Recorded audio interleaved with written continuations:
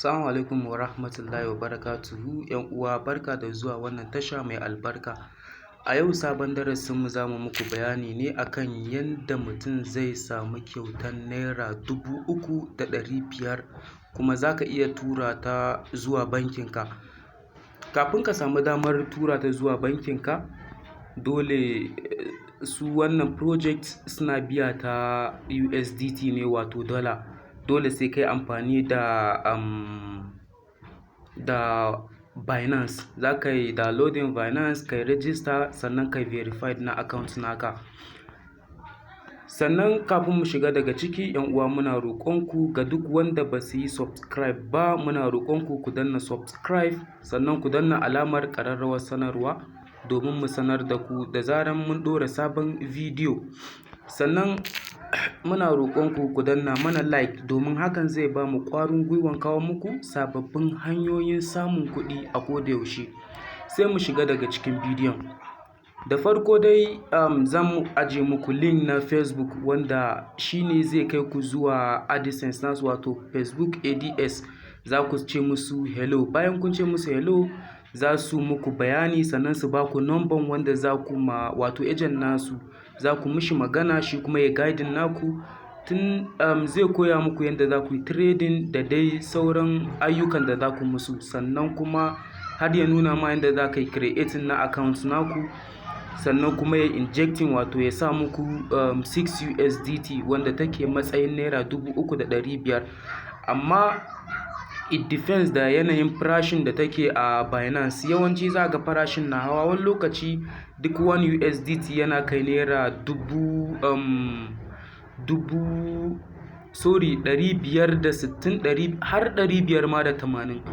Kafin nan dai bari mu nuna muku yadda za ku yi.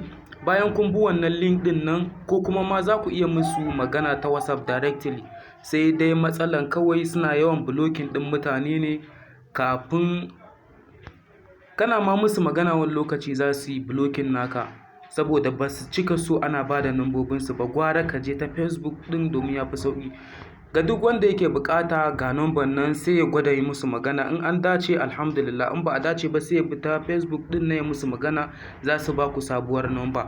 Kamar yadda kuke gani, ga number nan +234 ta fara da code din Nigeria, sai 8127692416. Bayan kun ɗauki number kun yi saving nata, sai ku dawo daidai nan inda za ku musu magana, ku ce hello. To kun gani nan farko na musu magana ne, na ce musu hello, sai na nuna musu screenshot daidai inda aka bani number wanda zan mai magana. Bayan nan na tura mai, sai ya mun magana, shi ma ya ce hello, I am the receptionist of B×66 Auto. Sannan kuma yake mun magana wai akan na zo nan ne yadda zan koya yadda zan samu kuɗi da mobile phone. Na ce mai yes. Sai mun introducing kan shi da kuma kamfaninsu, sannan da kuɗin da za su baka. To kamar da yadda kuke gani, ga dai chatin namu yadda ya kaya. To ni already gaskiya na yi, to ban da wani sabon account da wato verified account na Binance da zan samu in yi withdrawing na kuɗin nawa.